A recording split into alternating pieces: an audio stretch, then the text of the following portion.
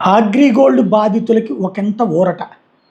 రాష్ట్ర వ్యాప్తంగానే కంటే కూడా దక్షిణాది రాష్ట్రాలన్నింటిలో కూడా కార్యకలాపాలు పెట్టి ప్రజల నుండి డిపాజిట్లు కలెక్ట్ చేసి దానికి ఇంట్రెస్ట్ అన్నారు, రెండో పక్కన ఇన్వెస్ట్మెంట్ కింద అన్నారు, తద్వారా ఆస్తులు అన్నారు. ఇట్లాగా తీసుకున్న తర్వాత ఒక్కసారిగా వాళ్ళు బోర్డు తిప్పేస్తే లక్షల రూపాయల నుంచి కోట్ల రూపాయల దాకా కోల్పోయిన ఉన్నారు. లక్షల్లో పోయిన వాళ్ళు ఎక్కువ మంది, వందలు కాదు వేలల్లో గ్యారంటీ చాలామంది పోయారు. వేల రూపాయల రేంజ్లో లక్షలో పోయిన వాళ్ళు ఉన్నారు. ఇప్పుడు జగన్ టైంలో అందులో 10,000 రూపాయల లోపు వాళ్ళకి ఇచ్చారు, 20,000 వాళ్ళకి ఇస్తామన్నారు, ఈ లోపు ఆగిపోయింది.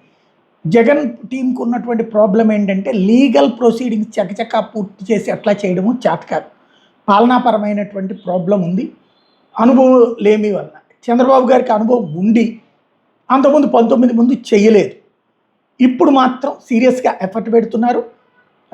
ఏదైతే అగ్రిగోల్డ్ సంస్థని దగ్గర 6,000 కోట్ల రూపాయల డిపాజిట్లు ఉన్నాయి, అందులో ఏపీ నుంచి 3,000 కోట్ల డిపాజిట్లు ఉన్నాయి. కాబట్టి అగ్రిగోల్డ్ బాధితుల కోసం ఓ ప్రత్యేక వెబ్సైట్ తెరిచి బాధితులకి బాండ్లు అందించేందుకు ప్రత్యేక వ్యవస్థ ఏర్పాటు చేస్తామని ప్రకటించారు. సెప్టెంబర్ 15లోగా బాండ్ల ప్రక్రియ పూర్తి చేస్తారని చెప్తున్నారు.